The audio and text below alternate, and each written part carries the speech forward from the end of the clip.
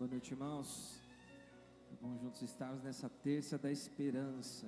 Essa palavra esperança, que nos leva a ir além, a crer no Deus do impossível. Por isso, se coloque de pé e juntos vamos celebrar ao Senhor com essa canção que diz que nada é impossível para o nosso Deus. Enquanto tivermos esperança em nossos corações, enquanto acreditarmos, enquanto o Senhor for a nossa força e Jesus for o nosso alvo, nada será impossível, todas as coisas serão possíveis, porque o Senhor é quem fará acontecer em nossas vidas. Em Ti eu tudo posso, não há limites, minha força está em Ti, nada é impossível. Em Ti olhos se abrem, muralhas caem, estou vivendo pela fé, nada é impossível.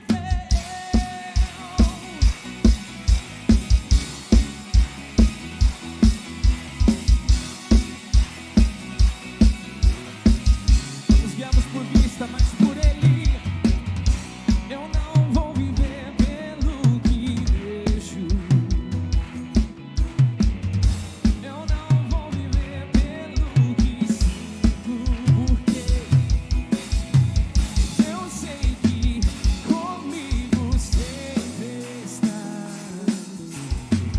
e tudo pode ser realizar. Eu tudo posso, não há limites, minha força está em Ti, nada é impossível. Em Ti olhos se abrem, muralhas caem, estou vivendo pela fé, nada é impossível.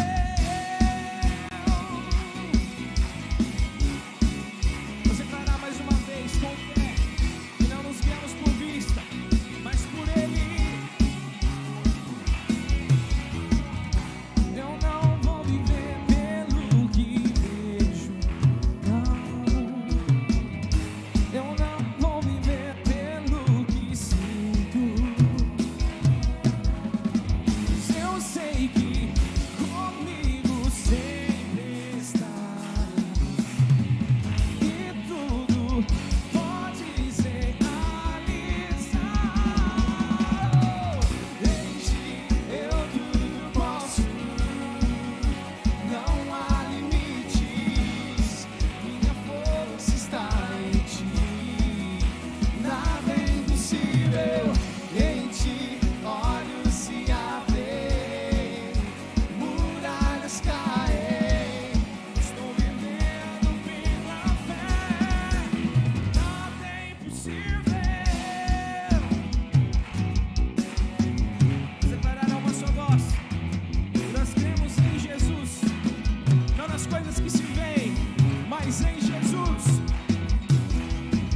Creio em Ti, creio em Ti, creio em Ti, creio em Ti, Jesus.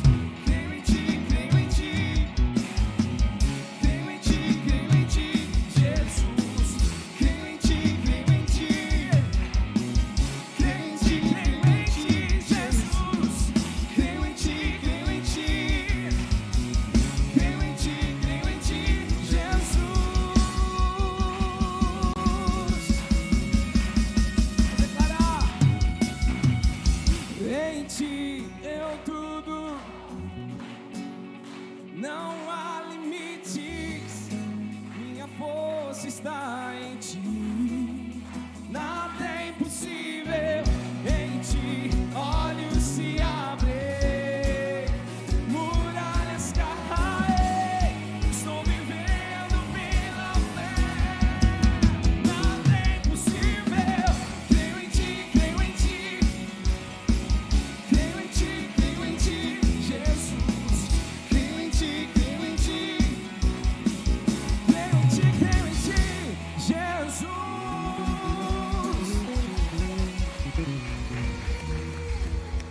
Aleluia, Senhor, é nesse ambiente que nós queremos iniciar esse momento para declarar ao nosso coração as nossas limitações, as nossas dúvidas, as nossas incertezas, que nós cremos no Senhor. Então seja bem-vindo a esse lugar onde nós abrimos espaço para adoração e afastamos daqui a incredulidade, onde nós abrimos espaço para o seu mover e rejeitamos a ação das trevas. Seja bem-vindo a esse lugar onde nós estamos disponíveis ao teu falar e ensurdecidos para as distrações. Pai, venha com teu poder, porque nós queremos sair daqui com o que declaramos agora há pouco com essa canção, como prática da nossa vida, como certeza, como decisão de que nós cremos no Senhor e nós vamos pelo Senhor, com a esperança que o Senhor nos dá, com a fé que o Senhor nos concede e com a vitória que o Senhor nos promete, em nome de Jesus, amém, amém. Você pode aplaudir Jesus mais uma vez? Aleluia, glória a Deus. Eu queria que antes de você se assentar, você pudesse, por gentileza, dar um abraço na pessoa que está perto de você. Estou brincando, ainda não, só naquela que mora na mesma casa, né? Mas cumprimenta a pessoa que está perto de você, diga para ela, seja bem-vindo, seja bem-vinda. Você que nos assiste pela internet também, seja muito bem-vindo. Nós ficamos muito felizes de receber você e esperamos que logo nós possamos dar um abraço em você e em toda a sua família aqui nesse lugar. Se você está nos visitando hoje também, seja muito bem-vindo. Nós ficamos felizes de receber visitantes em pleno esse período de pandemia, também com um tempo de chuva, né? Chuva que tem aumentado a nossa visualização na internet, diminuído a nossa frequência presencial, mas esse é o benefício da internet, da comodidade, da facilidade também das redes sociais. Então, seja bem-vindo você que está presente, que venceu o mau tempo para estar aqui conosco, mas bem-vindo também aqueles que mesmo assim ficaram conectados na internet conosco para poder serem ministrados. Irmãos, nós estamos preparando agora uma nova caminhada em relação às séries de mensagens da nossa comunidade, e nós estamos encerrando hoje, na terça-feira, essa série que nós fizemos dos passos de fé. A partir da terça que vem, nós começaremos uma nova série de mensagens, tem por título A Sala de Espera de Deus. Nós vamos falar sobre pessoas que passaram por um período longo e um processo difícil de esperar. O que essas pessoas experimentaram, o que essas circunstâncias ensinaram. Então, a partir da terça-feira que vem, você que tem alguns ataques de ansiedade, você que é precipitado no que faz, você que tem dificuldades em relação ao tempo e à maturação das coisas, eu convido você a estar aqui semana que vem. E se você conhece alguém que tem ansiedade, preocupações, incertezas, traga junto com você, porque a semana que vem nós estaremos falando sobre a sala de espera de Deus. O que é que nós podemos esperar quando nós estamos esperando? Uma vez eu li esse livro, né, que era da preparação para a gravidez, o que esperar quando está esperando, mas na verdade esse aqui é uma gravidez espiritual, onde o que nós estamos vivendo, o que vai nascer enquanto nós esperamos em Deus o milagre, a promessa, a resolução. Então eu convido você semana que vem, a sala de espera de Deus, o que a gente pode esperar das mãos de Deus quando a gente está simplesmente esperando, aquela sensação das coisas não estarem acontecendo.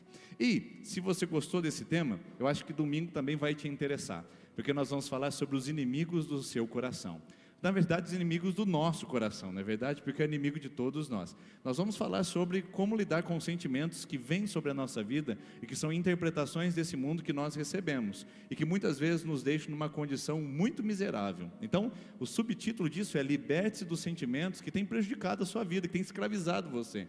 Então, todos os domingos nós vamos falar sobre essa temática, inimigos do seu coração, coisas que estão afastando você da fé, da esperança, da paz, da tranquilidade da sua alma. Então, é domingo que começa isso. Com certeza nós estaremos abordando alguns assuntos que têm, com certeza, paralelos com a ciência, mas nós vamos falar sobretudo com a Bíblia. A Bíblia nos ensina a lidar com os nossos sentimentos e a corrigi-los da ótica de Deus, porque afinal de contas Ele que criou e nos dotou de toda a capacidade de sentir esse mundo, tá joia? Só o diabo que perturbou um pouquinho e o mundo que destruiu um pouquinho essa relação do sentir, mas domingo que vem a gente começa a falar sobre isso para poder encontrar o caminho onde Deus colocou a sua palavra para nos ensinar a sentir e sentir de uma maneira saudável, tá bom?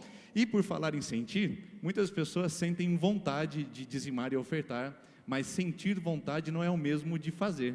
Então, eu quero convidar você hoje, se você veio preparado para isso, a não apenas sentir o desejo de ser generoso e deixar para a semana que vem, mas fazer isso de uma maneira generosa, convicta e decidida, porque ofertar e dizimar, queridos, é uma decisão. Você não vai sentir de ofertar e dizimar simplesmente, estou com uma vontade de agora dizimar. É uma obediência, uma decisão e também é uma alegria, porque quando você olha para o seu salário, olha para o seu sustento, olha para as condições que Deus tem te dado, você diz: Senhor, muito obrigado, e aqui está parte do que eu tenho recebido do Senhor, para também honrar o seu reino. Então, é uma decisão ofertar e dizimar. Eu decido fazer isso para a glória de Deus. Ninguém precisa me obrigar a fazer isso, eu não preciso encontrar motivos para fazer isso, eu decido porque é um ato de fé, de obediência e, sobretudo, de gratidão.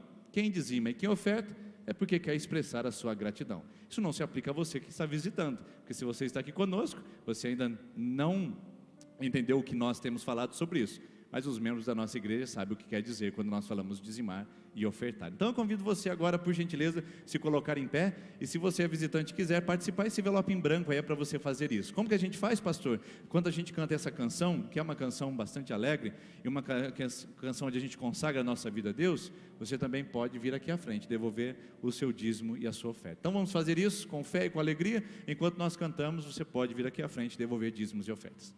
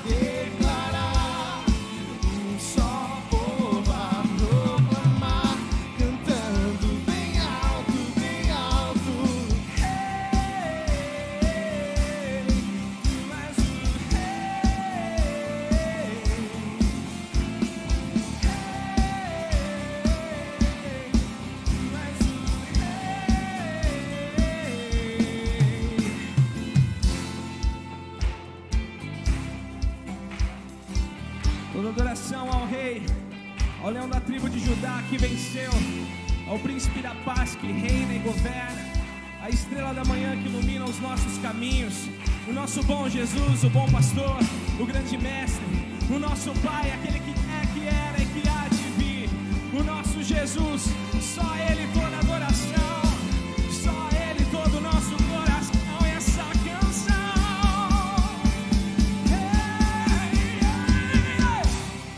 Tua igreja canta a Ti, ergue a voz pra declarar, um só povo a proclamar, cantando bem alto, bem alto. Tua igreja canta a Ti, ergue a voz pra declarar, um só povo a proclamar, cantando bem alto, bem alto. Tu és o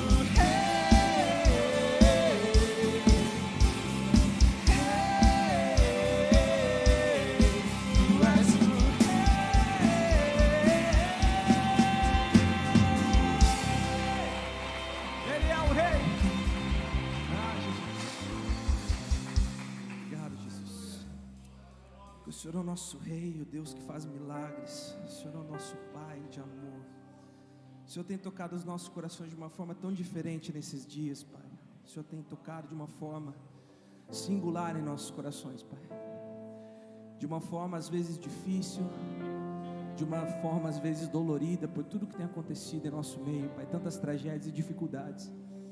Mas nós sabemos que o Senhor é o Deus que cura e restaura, o Senhor é o Deus que rasga, mas conserta, o Senhor é o Deus que deixa que nós passemos pelas provações, pelas dificuldades da vida, mas o Senhor é o Deus que traz o milagre, o Senhor é o Deus que traz a cura, o Senhor é o Deus que traz a alegria, o sorriso vem de novo, a paz vem de novo, e um minuto na sua presença vale mais do que todo o sofrimento de uma vida. Nós cremos nisso, Pai, nós cremos, e essa é a mensagem do teu povo. Quando cantamos, tua igreja canta, tua igreja proclama, é porque sabemos que vencemos a morte, é porque sabemos que vencemos o sofrimento, é porque sabemos que o maior milagre foi feito na cruz, e nós temos a eternidade pela frente, nós temos a alegria eterna pela frente, Pai.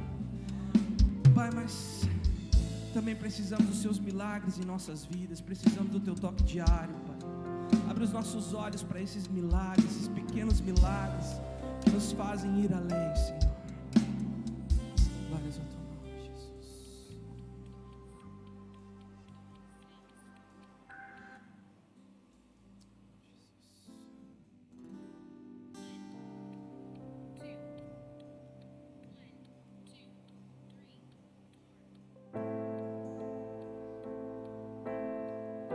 Abra o seu coração, deixe que o Espírito manifeste o poder dele dentro de você. O Deus que faz o cego ver está passando por aqui, está passando por aqui. O Deus que faz o surdo ouvir, silencia o medo em mim, silencia o medo em mim. Sim, o crente, sim, o crente, Deus o sobrenatural.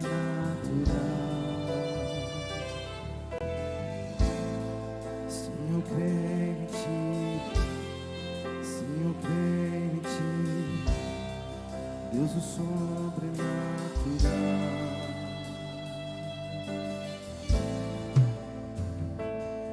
Nós cremos em Ti, Jesus.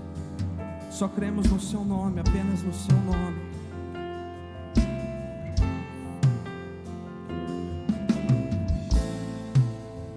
Deus do impossível vem transformar meu coração, transformar meu coração. O Deus que a morte já venceu, vive está dentro de mim, vive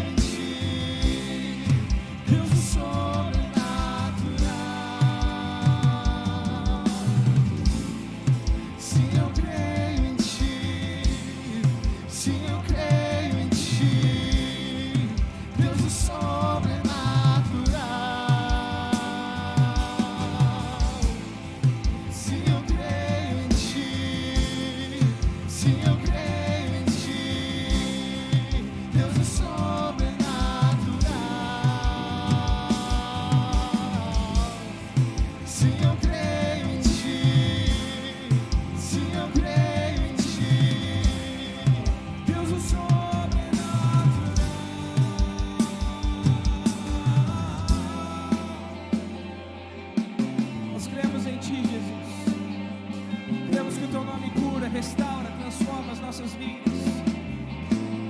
Tu és o Deus de milagres.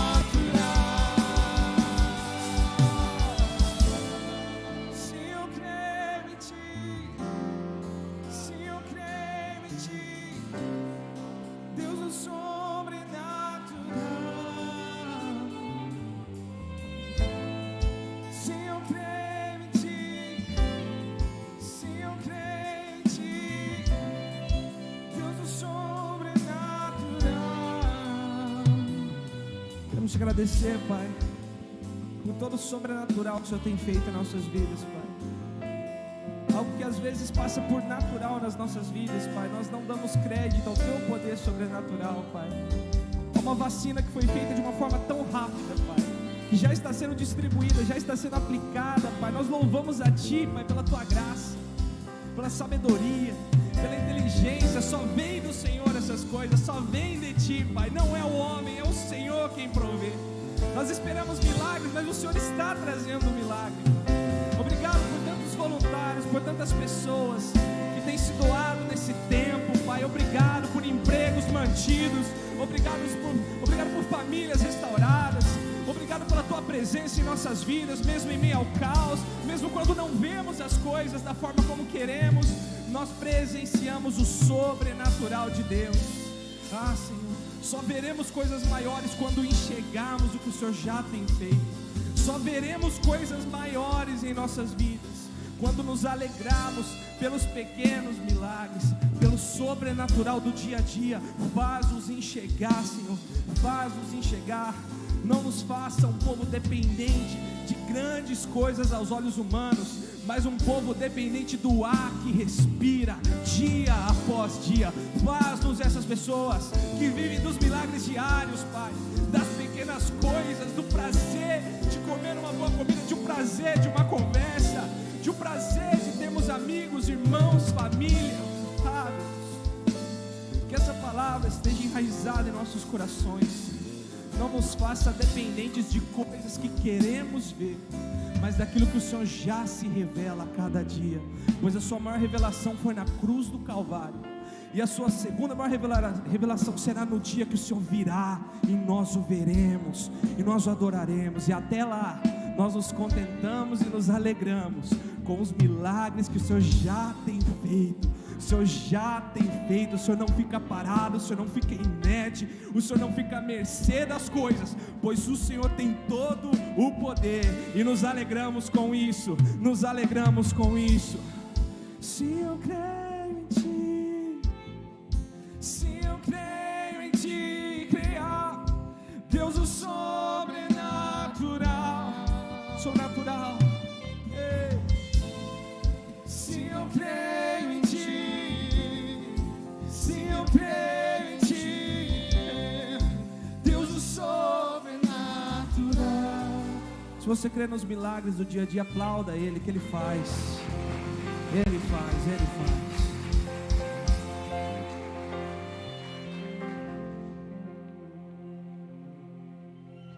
Você pode se sentar por gentileza. Obrigado, equipe de louvor, por essas declarações de fé que nos fazem dar passos mais firmes em lugares que muitas vezes nós não compreendemos, não vemos, não ouvimos, às vezes até mesmo não acreditamos, mas que pela fé nós podemos chegar lá e confiando nas promessas de Deus.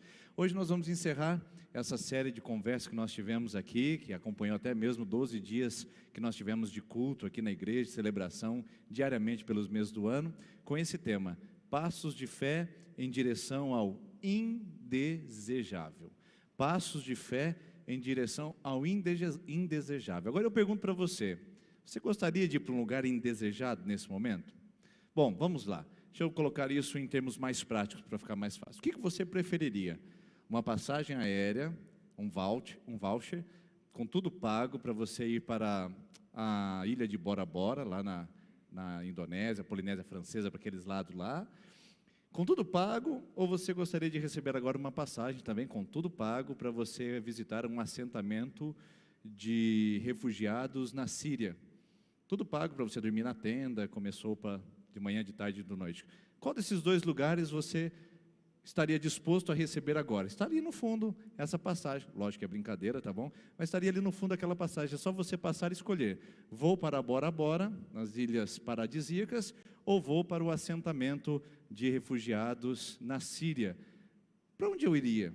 Qual lugar que eu iria? Bom, provavelmente o assentamento de refugiados na Síria seria um lugar indesejado para ir, porque lá você veria muitas crianças órfãs, você veria muitas pessoas com dificuldades de saúde, você veria muita crise, muito caos, certamente você sairia de lá chocado. Enquanto que em Bora Bora você certamente sairia de lá refrigerado, com muita disposição, alegria e também muito mais leve. Para qual desses dois lugares você iria? Segunda alternativa: nós temos agora um evento para realizar, e você pode escolher em qual desses dois eventos você pode participar. Temos dois eventos. Um é uma festa de casamento muito preparada, já faz de conta que acabou a pandemia, já está pronto lá o buffet, nós temos mesa de frios na entrada, nós temos o prato principal, nós temos lá também as pessoas que nós amamos, a sobremesa, e nós temos ali também um evento que é um funeral. Uma pessoa querida acabou falecendo, e tem muita gente lá que está chorando, que está, em luto nesse momento. Qual desses dois lugares você voluntariamente gostaria de ir? O que você preferiria? Ir para uma festa de casamento, ou você gostaria de ir para um velório ou um funeral nesse exato momento?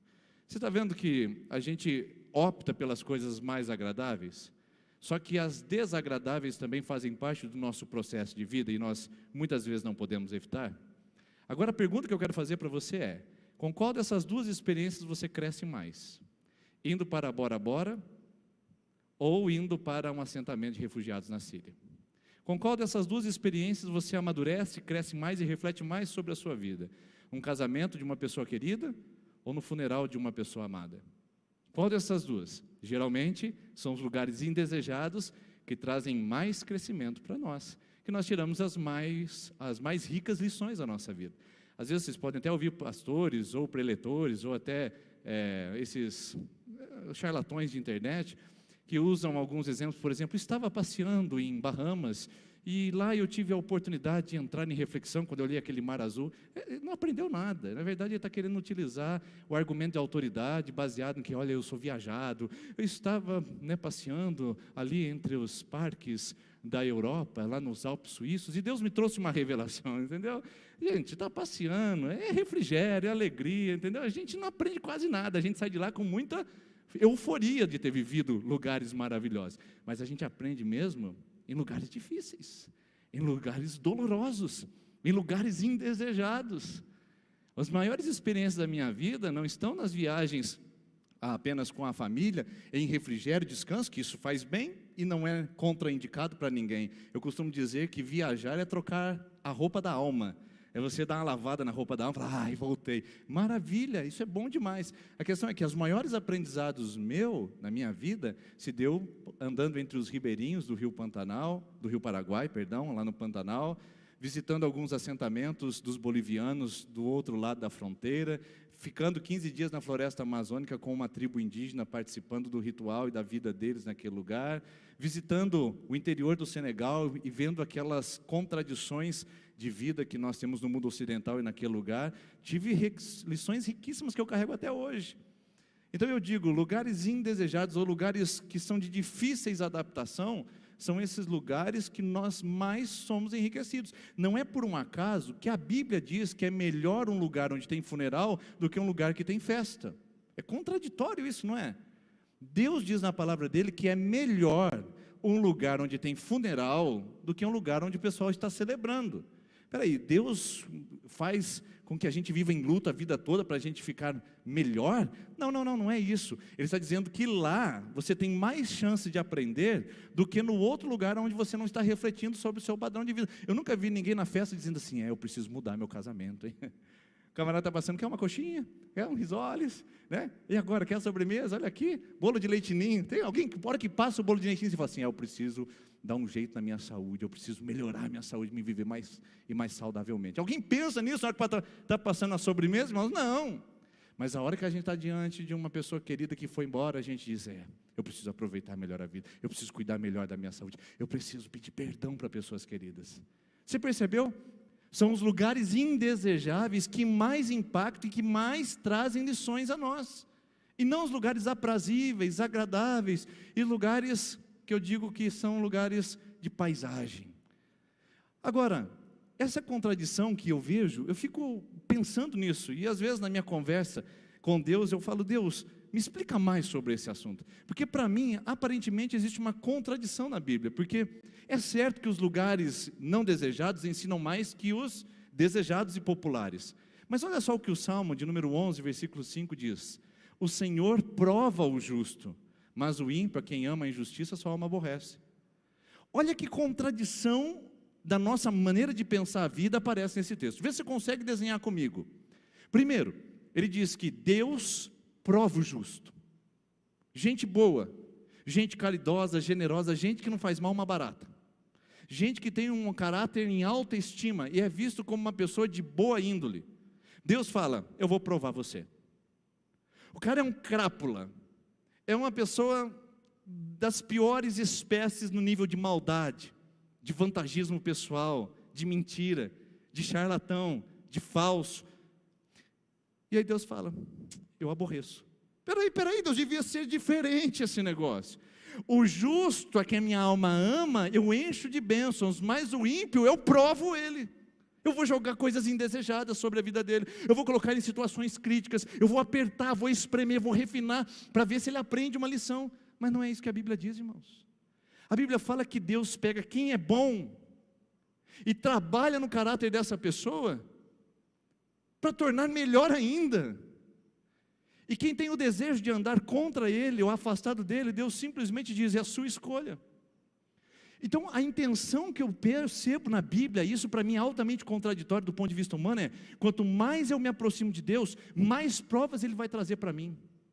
Quanto mais justo eu for, mais condições indesejadas eu experimentarei para ser refinado, me tornar melhor ainda, crescer mais ainda. Então essa contradição é uma coisa muito interessante para a gente pensar. Pensar porque aparente contradição. Aparente, mas não é uma evidente ou uma definitiva contradição. Sabe por quê? Porque olha só a constatação que eu vejo a partir dessa ideia.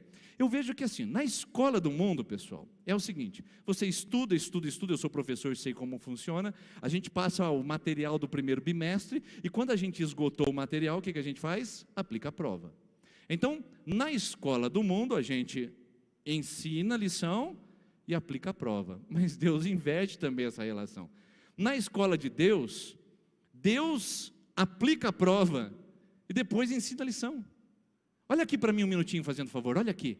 Você está percebendo a diferença disso? Você está percebendo a mudança desse estado? Porque nós estamos acostumados a ir recebendo estruturas, para que quando chegar um momento de dificuldade, a gente esteja pronto para dizer: opa, estou aqui, agora eu estou pronto para encarar isso. Mas a maioria das vezes, nós não estamos prontos e preparados para encarar. Na maioria dos casos, nós não estamos prontos e preparados e abastecidos de lições suficientes para aprender a lidar com aquilo. Porque a lição se aprende depois da prova do ponto de vista bíblico. Então Deus não é teórico, irmãos. Deus não trabalha na maneira de ensino teórico, de aprendizagem teórica, onde Ele coloca você enfileirado aqui nessa cadeira e diz: aprenda com o pastor Denis, porque ele agora é um mestre da sua vida. Não é assim que Deus trabalha, irmãos. Deus usa esse pobre pecador aqui para fazer alguma diferença na sua vida, mas a grande nível de aprendizado se dá na prática, não se dá na simulação. Porque eu estou falando aqui, talvez até para as paredes. Você está aqui pensando: o boleto que eu tenho que pagar, e amanhã o que eu tenho que fazer? Nossa, será que vai chegar vacina em Sertanópolis? Não, não vai, irmãos. Já pode até avisar: não vai, por enquanto não. Eu digo, você está aí talvez nem escutando o que o pastor está falando. E como é que depois quer ter lições? Mas esse não é o problema, porque Deus não aplica lições na teoria, Deus aplica lições na prática. E na prática da prova Ele vai ensinando também o aprendizado. É o melhor tipo de aprendizado. Os pedagogos dizem que a melhor forma de você ensinar e aprender é você fazer. Não é nem escutar, nem ver e nem falar. É você fazer, escutando, vendo e falando. Esse é um aprendizado sinestésico, ou seja, você usa todos os pontos de contato exterior para você retirar aprendizagens daquilo. Deus usa exatamente o método pedagógico mais moderno do mundo, há muitos anos atrás, há cerca de 6.000 anos na história humana. Deus vem aplicando, dizendo: aprenda, aprenda, aprenda, e aprenda na prática. Então as provações não são uma contradição para a nossa vida. As provações e dificuldades são uma maneira de Deus, na prática, nos ensinar na maturidade e nos fazer crescer. Por isso que os lugares indesejados são os lugares onde Deus nos leva voluntariamente, intencionalmente, para a gente aprender. É lá que a gente mais cresce, é lá que a gente mais desenvolve. As pessoas que eu mais admiro na minha vida, irmãos, são pessoas que têm grandes horas de passagem pelo vale. As pessoas que eu mais tenho como referência na minha história são gente que tem grandes horas de passagem pelo deserto. São pessoas referências porque já passaram por lá e já estiveram lá. Deixa eu fazer uma pergunta para você, para trazer para o prático. Suponhamos que você agora está com a passagem de voo para Bora Bora, ou, se você quer aprender agora um pouco mais de experiência na vida, passagem de voo para a Síria. E aí você descobre que o seu piloto é um piloto muito bom, muito bom. Ele, na verdade, passou na faculdade com cerca de nota 10 e altas grades curriculares, assim, toda a faculdade. Ele fez o seu curso e ele tem o triplo de horas de simulação, em simuladores de voo, do que o piloto do avião do lado. Ele tem o triplo de horas de simulação. Por exemplo, o avião do lado, o piloto, ele fez 100.000 horas de voo no simulador. Esse camarada que vai dirigir o seu voo para Bora Bora ou para a Síria, ele tem 300.000 horas de voo no simulador. Só que esse camarada que vai dirigir o seu avião, é a primeira vez que ele vai dirigir, ou vai pilotar um avião comercial com passageiros dentro. E o outro, que tem menos horas de simulador, já tem mais de 1.000 horas de voo comercial com passageiros dentro. Eu pergunto para você, qual desses dois aviões você escolheria para entrar? Aquele que tem a experiência do simulador o triplo de vezes, ou aquele que tem a experiência da prática de voos e de voos comerciais? Qual você iria escolher? Suponhamos que você vai fazer uma cirurgia, E aí você tem um aluno, um acadêmico lá, que vai fazer a sua cirurgia do coração, ele apresenta para você o currículo da faculdade, o currículo da clínica geral e também o currículo da residência, impecável. Só que tem um probleminha, você vai ser o primeiro paciente que ele vai operar. E aí você tem um outro professor, cirurgião que vai fazer a sua operação. E as grades dele curriculares não foram tão boas assim, não. Ele não passou na faculdade pública, ele teve dificuldades para se formar na privada, a residência ele demorou o dobro de anos que precisava de um médico para poder fazer a sua residência, só que você já é o 104º paciente dele de operação ou cirurgia cardíaca que você vai fazer. Qual dos dois médicos você escolheria? Você está vendo? Deus não perde tempo com teoria conosco. Ele coloca a gente lá, no lugar indesejável, para lá Ele trabalhar a nossa musculatura espiritual, para lá Ele trabalhar o nosso caráter, para lá Ele refinar o ouro. Por que Deus faz isso, queridos? Para nos transformar, para nos fazer melhores. Ele tem interesse em fazer o ouro mais refinado.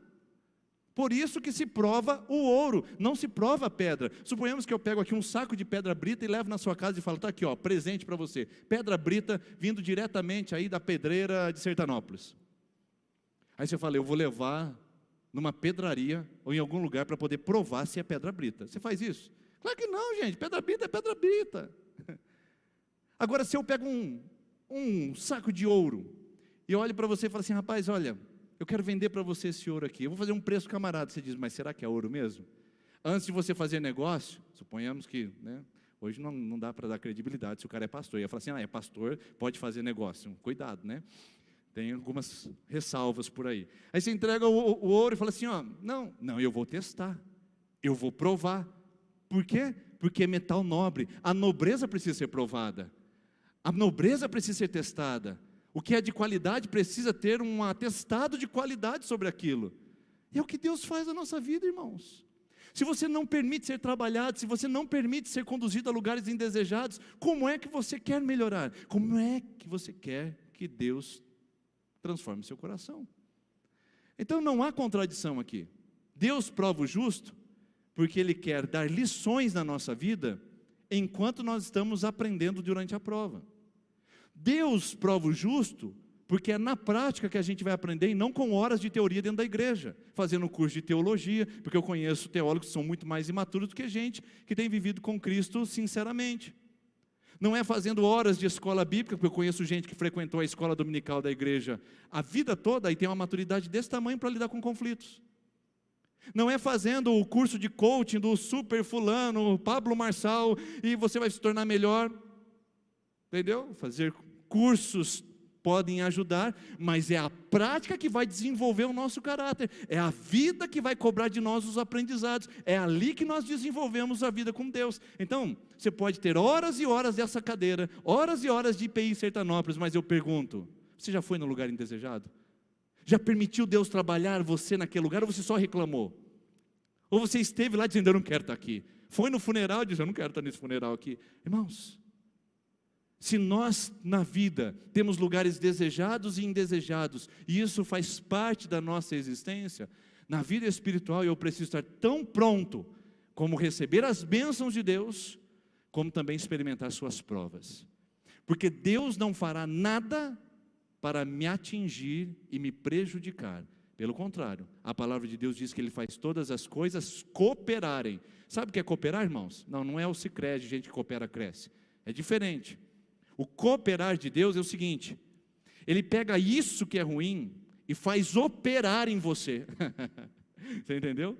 Ele não te livra da operação, Ele opera em você. Cooperar é operar junto. Então Ele pega um fracasso e trabalha esse fracasso para operar para o seu bem. Ele pega uma crise e trabalha essa crise para operar para o bem. Ele pega uma privação e trabalha essa privação para operar para o bem. Deus faz as coisas cooperarem, Ele não nos livra delas, mas Ele opera em nós através delas.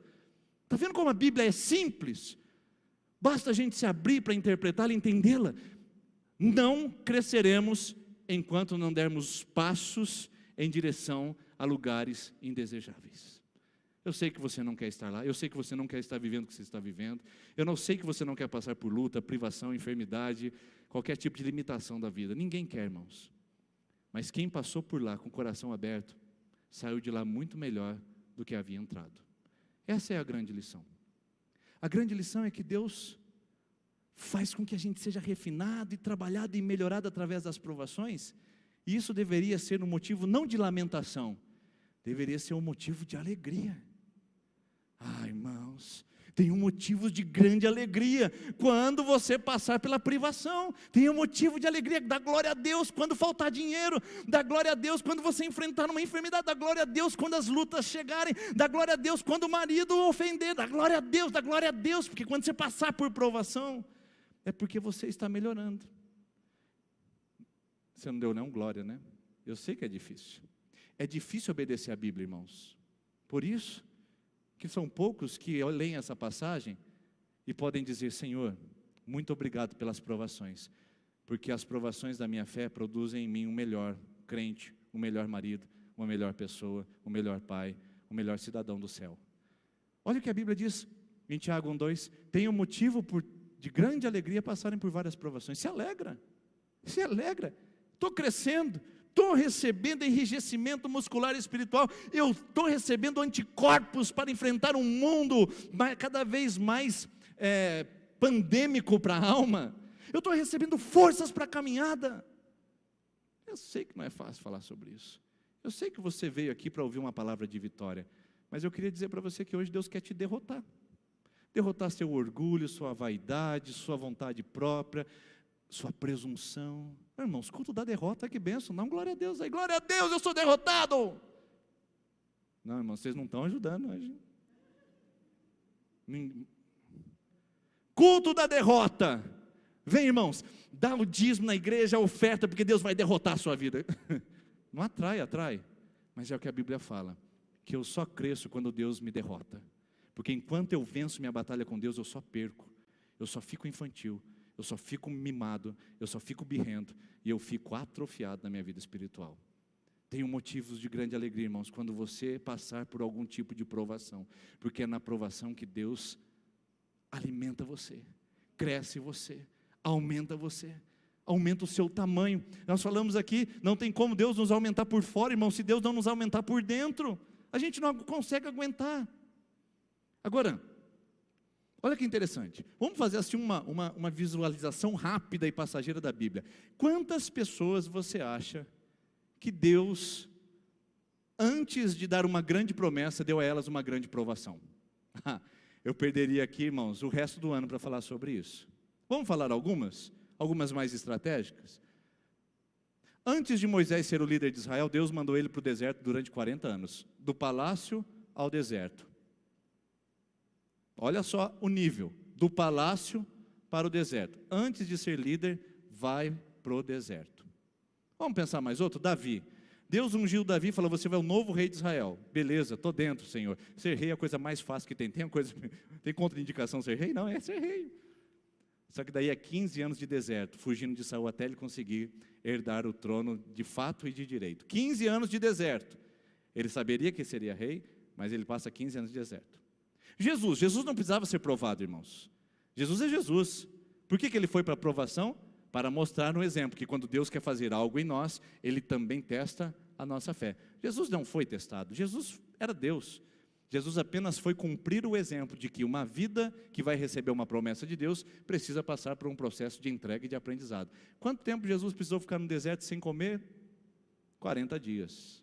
40 dias no deserto, antes de receber o ministério e dizer: agora eu vou me revelar ao mundo como Salvador. Você está capturando a ideia?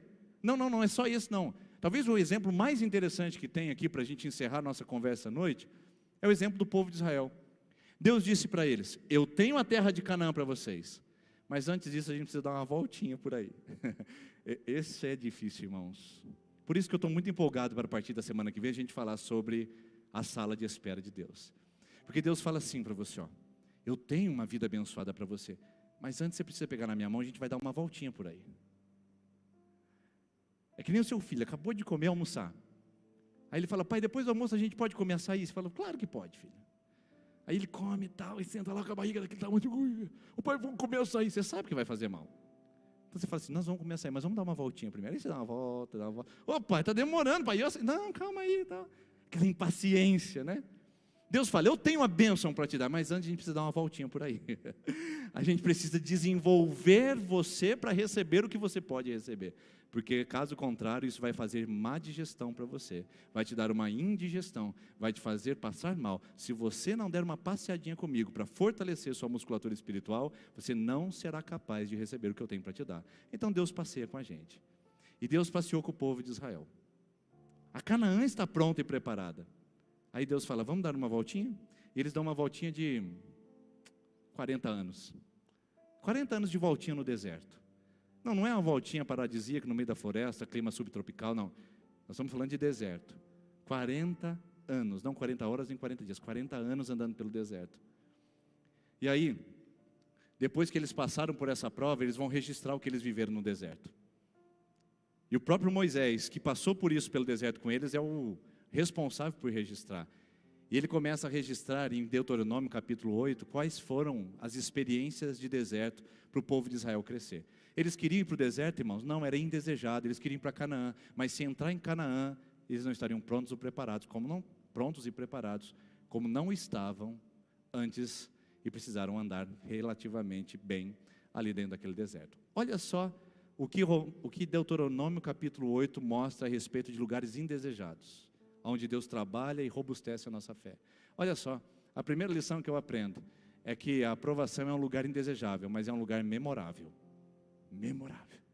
Não tem quem não tenha passado pela aprovação e não saia de lá com alguma memória sobre ela. Por quê? Porque o impacto emocional da aprovação é muito diferente do que o impacto emocional de aprendizagem num lugar neutro. Vamos fazer aqui uma pergunta para vocês. Onde você estava em 11 de setembro de 2001 e fazendo o quê? Você sabe? 11 de setembro de 2001. Quem sabe onde estava? Levanta a mão só para eu saber. Levanta. Certo. Os que não sabem é porque não tinha nascido naquela época, né, irmãos? Provavelmente eu era bebezinho, não sabia identificar. Mas 11 de setembro de 2001 todos nós sabemos. O que aconteceu nesse dia? Caíram as torres gêmeas. Agora, onde você estava em 13 de abril de 2019? Você sabe? Quem sabe onde estava em 13 de abril de 2019? Ninguém, né? Por quê? Não tem nenhum evento catalisador ali das nossas atenções. Nada chamou atenção nesse dia, foi um dia comum. Mas 11 de setembro eu lembro que eu era um adolescente e eu estava lá na casa dos meus pais e aquela televisão de clicar ainda, que não tinha controle remoto, eu cliquei e estava passando lá aqueles aviões entrando naquele prédio, eu lembro certinho. Por quê? Porque um momento de impacto emocional gera em mim memória. A memória ela é fortalecida debaixo do impacto emocional, irmãos. O que Deus está dizendo é o seguinte: as provações ensinam, porque elas têm a força das emoções operando para você não se esquecer o que eu fiz com você, onde eu estava com você, o que você experimentou de mim, diferente do momento de lazer e de tranquilidade. Quer ver isso? Em Deuteronômio capítulo 8, versículo 2. Lembrem-se de como o Senhor, o seu Deus, os conduziu por todo o caminho no deserto durante esses 40 anos. Lembrem-se. Ou seja, depois de 40 anos, o povo de Israel continuava contando a história. Deus fez sair água da rocha, Deus deu maná para nós, Deus deu aprovação, nós tivemos que lutar contra um exército gigante, nós perdemos contra o pequeno exército de Ai, nós fizemos isso. Eles lembravam os efeitos e recontavam isso. Por quê? Porque as lições no âmbito ou no campo da aprovação, elas são inesquecíveis. Irmãos, eu tenho lições na minha vida que eu não consigo apagar. Lições que eu aprendi, que quando eu dou um passo em falso, ela simplesmente faz um botão de alerta. Alerta, alerta, você já passou por aqui. Irmãos, isso é aprendizado. Isso é aprendizado. O empresário que já fracassou naquilo, e Deus com a graça sustentou e orientou e cooperou com ele nesse fracasso, quando ele pisa naquele caminho de fracasso, ele fala, alerta, alerta, eu já passei por aqui. Uma pessoa que ela confiou e que trouxe grande tragédia para a sua vida, quando ela pisa naquele lugar de desconfiança, ela diz, alerta, alerta, eu já passei por aqui. Ou seja, Deus ensina com as provações, a gente cresce, a gente amadurece. Lembra aquele ímpeto, aquele impulso, e falou, agora eu vou fazer, e abriu o braço e fez. E aí depois, agora com maturidade, depois de ter passado pela provação, perdido uma amizade, perdido o seu dinheiro, perdido o patrimônio, você para e fala assim: eu aprendi com isso, vou ser menos impulsivo, vou ser menos reativo. Está vendo? Memórias. O aprendizado de Deus gera e cria memórias para nós. Memórias. Irmãos, quando sobra alguma coisa no prato das crianças, elas vão imediatamente para o meu prato. Por isso que vocês veem eu correndo que nem um doido aí na rua, entendeu? Porque se eu não correr, irmãos, esse púlpito não me recebe mais. Por quê? Porque a minha memória me lembra de quando a minha marmita caiu e eu fiquei com fome o dia todo porque eu não podia comprar outra. Porque minha memória me lembra quando eu fui na África e eu vi pessoas que fazem uma refeição por dia quando sobra, quando dá. Então a minha memória me traz aprendizados dizendo: não desperdiça, pelo amor de Deus. Não joga fora esse tanto de arroz, pelo amor de Deus. Mas é só arroz. Mas é comida. Ou seja, a gente aprende a valorizar coisas pequenas, como por exemplo um palavrão para o cônjuge. A gente olha e fala assim: isso é inadmissível num relacionamento conjugal. Por quê? Porque eu já aprendi em outros momentos, aprendi na minha vida que isso pode ser altamente destrutivo para a minha vida, para o meu casamento. Palavras ofensivas. Ou seja, é maravilhoso passar pela provação. Eu já passei por algumas, estou passando outra agora, e certamente a minha vida toda me espera grandes e maravilhosas provações. Faz parte.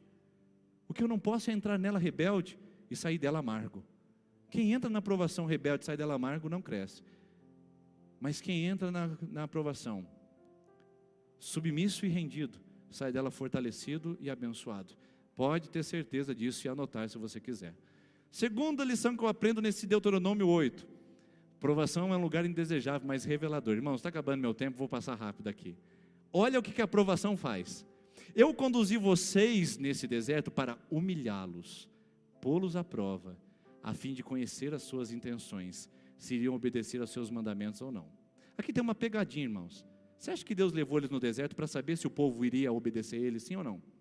Você acha que Deus disse: eu não conheço esse povo, eu preciso levar eles para o deserto para ver se eles vão ser fiéis a mim, a terra de Canaã? Você acha que Deus fez isso? Não. Deus levou esse povo para que eles conhecessem eles mesmos, para que eles vissem que eles estavam totalmente despreparados para o grande projeto de Deus em suas vidas. E o deserto provou e mostrou isso. Você quer conhecer um casamento saudável? Volta a fita e olha os dias de prova. Olha os aprendizados no meio das lutas mais difíceis. Quer conhecer uma vida substancial? Eu chamo de vida superlativa. É uma vida de referência, de inspiração. Pergunta para ela os momentos de prova. Ela tem muitos para contar. Por quê? Porque a prova revela. A prova mostra. A prova... Deixa eu usar um exemplo rapidamente. Sociedade. Irmãos, eu tenho grandes dificuldades com sociedade. Tem raras as exceções, eu não quero generalizar, tá bom? Mas eu tenho uma grande dificuldade com a sociedade. Já fiz uma vez e precisei desfazer em pouco tempo, porque eu já senti que isso... Enquanto eles estão começando o negócio, está tudo certo. Começou a faltar o dinheiro, parece a briga. Começou a vir a prova, revela como é que fala? Revela a arrogância de um, o dinheirismo de outro, a ganância do outro, a inveja do outro, e aí começa. Quantas sociedades começam e terminam, queridos? Com raras exceções, que eu admiro e conheço algumas, inclusive aqui em Sertanópolis, dessa igreja, que me admira muito, de anos a fio. Mas a grande verdade é que, na hora que a prova vem, revela o casamento fraco, revela a amizade falsa, revela a sociedade interesseira, revela uma vida fragilizada, revela um crente fajuto, revela uma fé inapropriada. Quando a prova vem, ela mostra quem a gente é, irmãos. Eu queria contar um exemplo aqui para vocês, mas não posso. Isso aqui é de foro íntimo agora. Estava conversando com a minha... Conta, né? Conta, pastor, conta, né? Conta, vai. Não posso contar. Estava conversando com a minha esposa no mesa do café e falando sobre isso. Que expectativa que nós tínhamos. E de repente a prova veio. Que decepção. Revelou para nós. Essa pandemia é uma crise na igreja, irmãos. Mas é altamente reveladora para os crentes que estão aqui, que estão lá na internet. Ela revelou muito da igreja que nós tínhamos e que nós não víamos. O conselho está de prova. A gente conversa lá no conselho e diz: irmãos, a gente não conhecia a nossa igreja. A pandemia mostrou quem é. Sabia disso? Provação revela. Provação mostra quem a gente é. Não tem nada melhor do que uma tempestade no barco para o Jonas começar a ser jogado fora. É uma benção. Não estou falando que as pessoas são Jonas. Eu estou dizendo que a gente começa a aliviar a nossa própria vida daquelas coisas que nós carregamos e falamos, isso não serve, isso não serve. Não estou usando agora para pessoas, dizendo, ainda bem que foi embora. Irmãos, cada pessoa que eu perdi nessa igreja, nesse período de pandemia, que talvez eu ache que eu perdi ainda, né, que eu fico imaginando, é uma dor no meu coração, é uma tristeza. Eu não falo assim, ainda bem que foi embora. Nunca falei isso no conselho. Um dia a gente estava numa reunião, uma pessoa falou assim, ainda bem que saiu, né, pastor? Eu não falo isso para ninguém nessa igreja, para ninguém. Eu fico triste. Só que eu entendo também que não dá para a gente colocar nas pessoas um desejo de servir a Deus que elas ainda não têm. Isso é sede pessoal. E a aprovação revela se a gente é crente, se a gente está com Deus, se a gente é fiel. Como é que a gente prova um casamento fiel? Nossa, olha como vai embora, né, gente? Tem tanta coisa para falar que ainda eu acho que eu vou embora hoje. Não vou preocupar com o tempo hoje não, tá? Como é que a gente prova um casamento fiel? Por exemplo, eu falo assim, eu sou fiel à minha esposa. Como é que eu sei que eu sou fiel a ela? Quando vier uma cantada, quando vier uma prova, é ali no momento da prova que se revela o nível de compromisso que eu tenho com o meu cônjuge. E muitos são reprovados nisso, porque prometem no altar, mas o caráter é outro. Muitos prometem no batismo, mas a disposição de fé é outra. Muitos assinam um contrato, mas o coração é outro. E o que vai revelar na nossa vida o nosso caráter? A prova. A prova mostra se a gente foi bem ou foi mal nesse processo onde a gente foi se desenvolvendo. Provação é um lugar indesejável, mas provedor. Não sei se foi eu que passei ou eles passaram lá que estão com pressa que eu acabo logo. Eu vou acabar, gente. O Bruno já está aqui tocando já faz um tempo. Só um minutinho. Espera aí que eu quero só... Provação é um lugar indesejável, mas provedor. Bom, olha só o que esse texto diz, que coisa mais linda. É um texto maravilhoso, olha só. O mesmo texto de Deuteronômio 8, na mesma sequência. Assim ele os humilhou e os deixou passar fome, mas depois os sustentou com o maná que nem vocês e nem os seus antepassados conheciam. Ele humilhou, deixou passar fome, mas trouxe a provisão. Para mostrar para vocês que não só de pão viverá o homem, mas toda palavra que procede da boca do Senhor. As roupas de vocês não se gastaram. Irmãos, eles não precisaram ir no shopping durante 40 anos.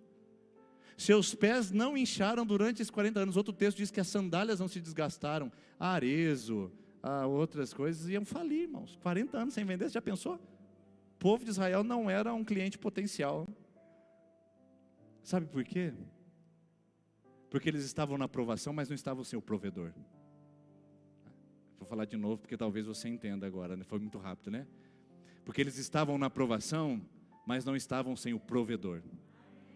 Eu posso estar na aprovação, irmãos, mas eu nunca ficarei sem o provedor. Ele vai me sustentar, Ele vai me ajudar. Eu vou passar pelo vale, eu vou passar pelas tempestades, como a gente vai cantar daqui a pouco com essa canção. Eu vou passar pelas lutas, eu vou passar pelas aflições, mas o Senhor é o meu pastor e nada me faltará. Ele é o provedor. Eu passo pela prova, mas eu não fico sem a provisão. Eu não fico sem o sustento, eu não fico sem a graça, eu não fico sem a fé, eu não fico sem a força. Basta eu entrar na prova dizendo, Senhor, eis-me aqui. Eu não vou reclamar, eu não vou lamuriar, eu não vou me rebelar. Senhor, eu sei que faz parte da vida dar passos de fé para lugares indesejados, lugares que eu não gostaria de estar, experiências que eu não gostaria de ter, situações que eu não gostaria de experimentar, mas são indesejados para mim, porque para o Senhor é desejado, para o Senhor é providencial, para o Senhor é intencional. Desertos e provações podem ser indesejados para nós, mas para Deus é intencional. Olha o que o texto diz para finalizar. Saibam, pois, em seu coração, que assim como o homem disciplina seu filho, da mesma forma o Senhor, o seu Deus, os disciplina. Voltando ao texto inicial do Salmo 11:5, Deus prova o justo, mas aborrece o injusto. Por que Deus não disciplina o injusto? Porque disciplina vem para quem a gente ama.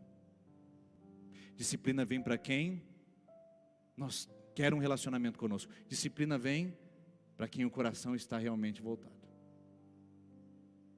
Irmãos, eu não posso disciplinar o Bolsonaro, nem o Lula, nem os políticos.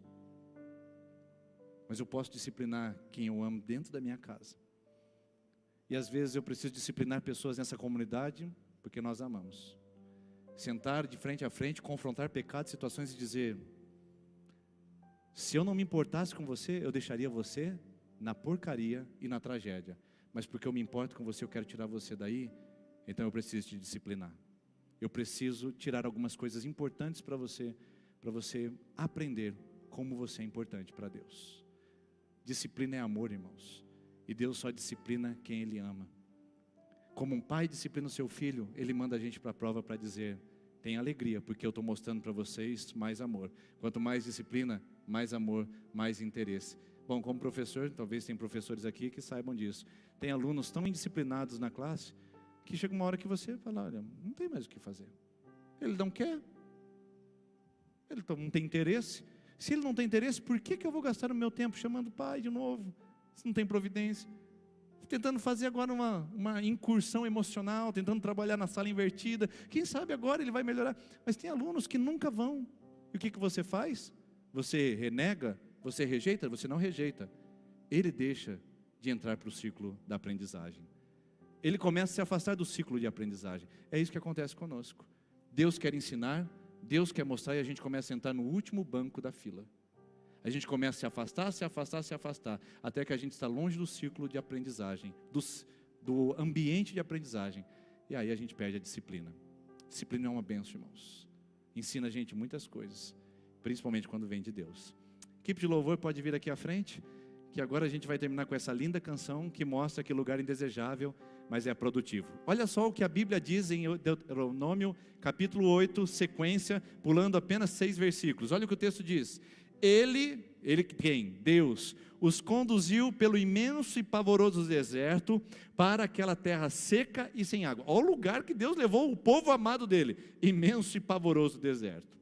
Terra seca e sem água, de serpentes e escorpiões venenosos.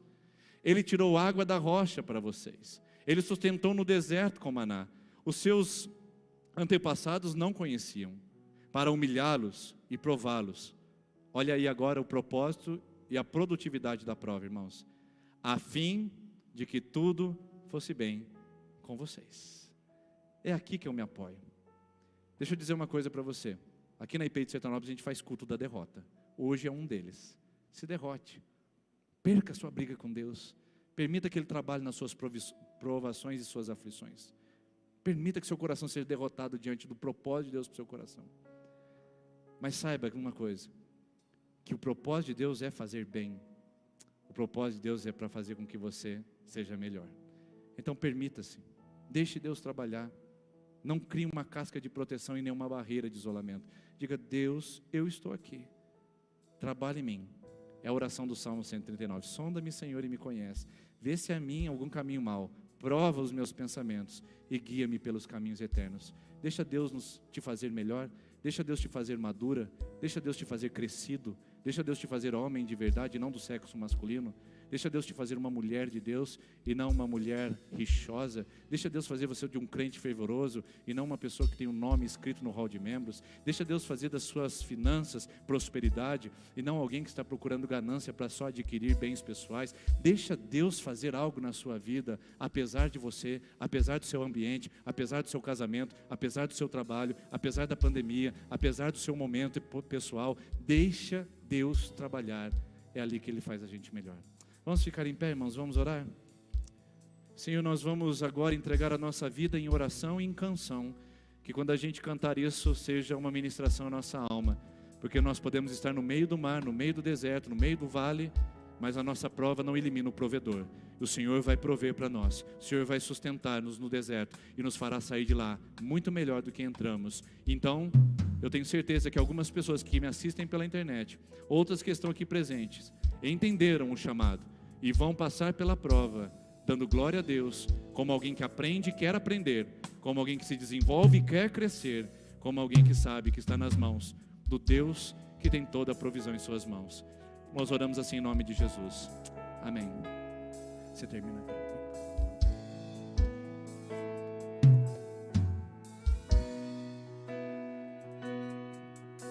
Se o sol se pôr e a noite chegar, tu és quem me guia. Se a tempestade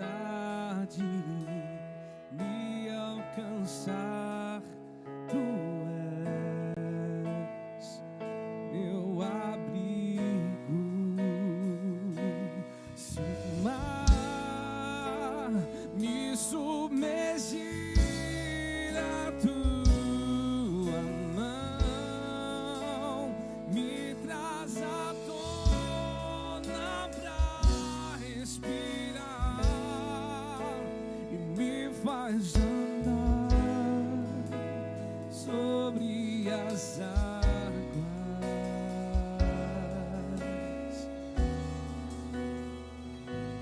Tu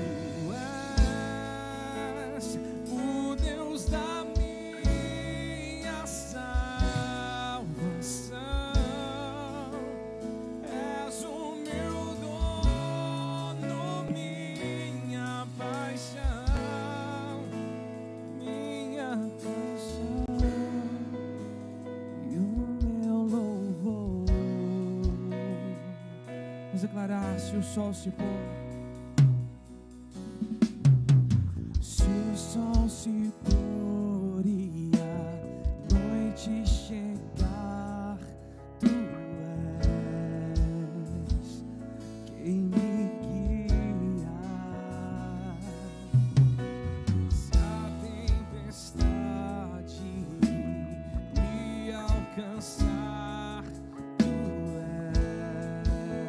és meu abrigo. E se o mar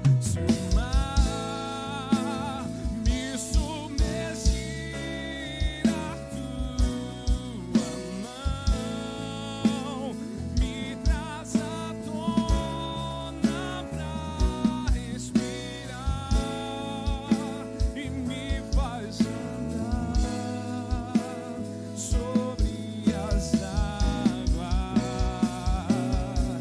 Tu és pra mim, és o Deus da minha salvação. És o meu dono, minha paixão, minha canção e o meu. Vamos declarar glórias ao Senhor Jesus, cantando aleluia, aleluia, somente a Ele.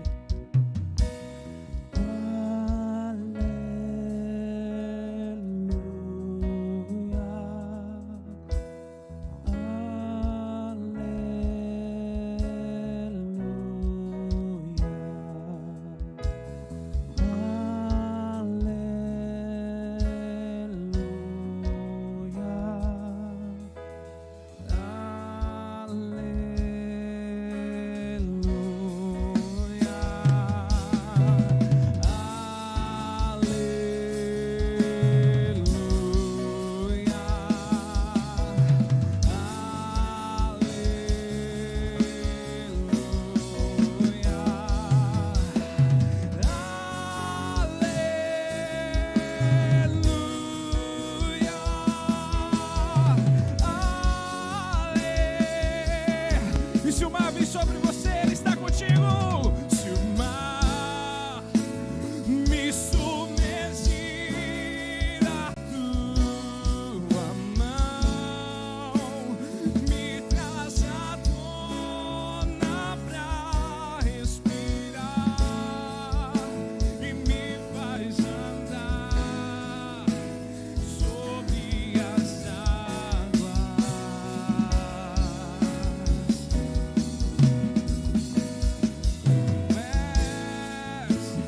O Deus da minha salvação, és o meu dono, minha paixão, minha canção e o meu louvor. Que Deus te abençoe, te guarde, sua família. Nós possamos sempre declarar aleluias. E ao som de aleluias você pode ir para sua casa, ter um excelente resto de semana e que Deus conduza os seus passos.